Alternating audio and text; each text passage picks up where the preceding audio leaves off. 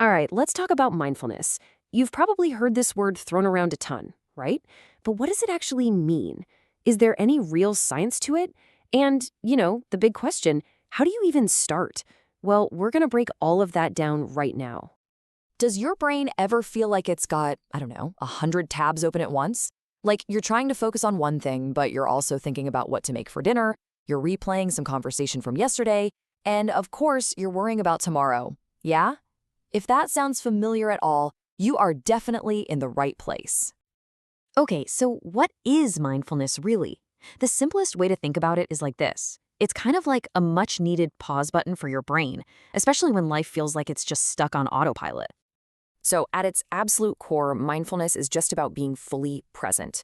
It's about tuning in to right now, not getting stuck in the past or stressing about the future. But here's the really crucial part. You do it all without judgment. It's not about yelling at yourself for having certain thoughts or feelings. It's just observing them. And yeah, this is a huge misconception people have. Mindfulness is not about stopping your thoughts. I mean, come on, that's impossible, right? The goal is actually to just notice them, to acknowledge them, kind of like clouds just passing by in the sky. And what that does is it creates this little bit of space, this gap, where you can actually choose how to respond instead of just automatically reacting based on some old habit. That all sounds pretty good, right? But is there any hard science to back it up? Let's dive in and take a look at what the research actually says about the benefits of practicing mindfulness regularly. And honestly, the list of potential upsides is, well, it's pretty impressive. We're talking researchers looking into everything from reducing stress and anxiety to improving our focus, helping manage pain, and even slowing down how our brains age. Pretty wild stuff. Okay, and this is where things get really, really interesting. Can a purely mental practice actually physically change your brain? It sounds like science fiction, but the answer from the scientific community, well, it might just surprise you. And this is a perfect example of science in action, because the evidence is literally being weighed as we speak. On one side, you have some studies from a few years back that suggested, yeah, mindfulness could cause some pretty significant changes in brain structure, even slow down that age-related decline. But then, on the other side, a more recent, really big study came out and found, well, no significant differences in brain scans.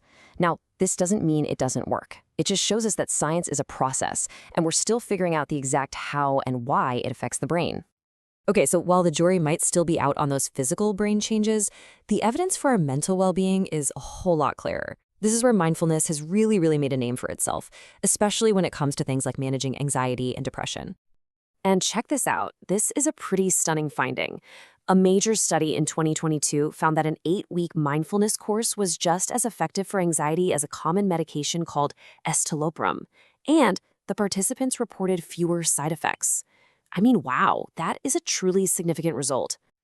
Okay, now whenever you hear a finding that strong, it absolutely requires an equally strong dose of reality. Before anyone even thinks about changing their medication, there is a critically important safety note we need to cover. This is super important. And this is it. This is the absolute key.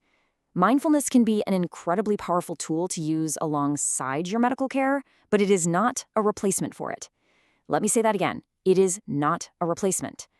Always, always, always talk to your doctor before you make any changes to your treatment plan, period.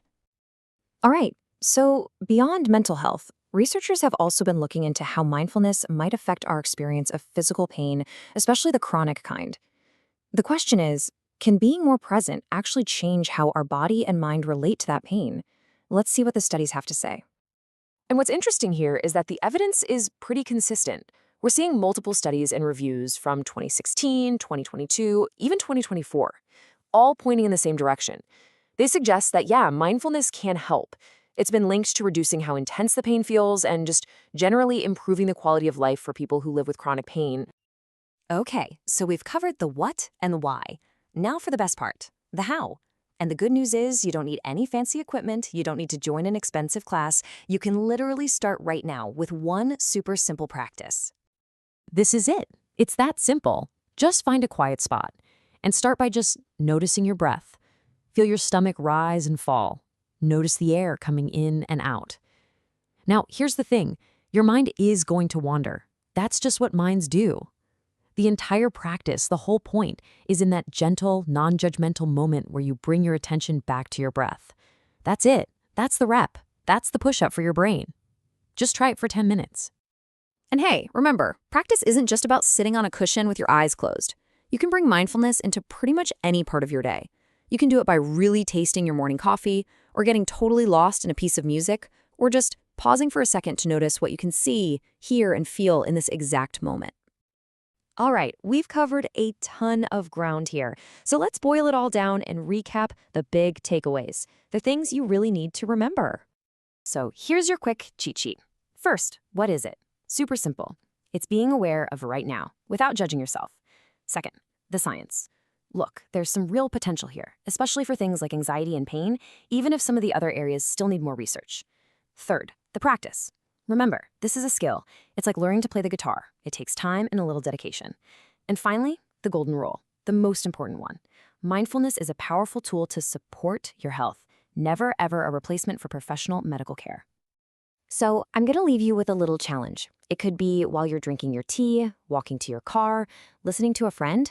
What is just one moment today where you can choose to hit that pause button and just be present? Thanks for tuning in.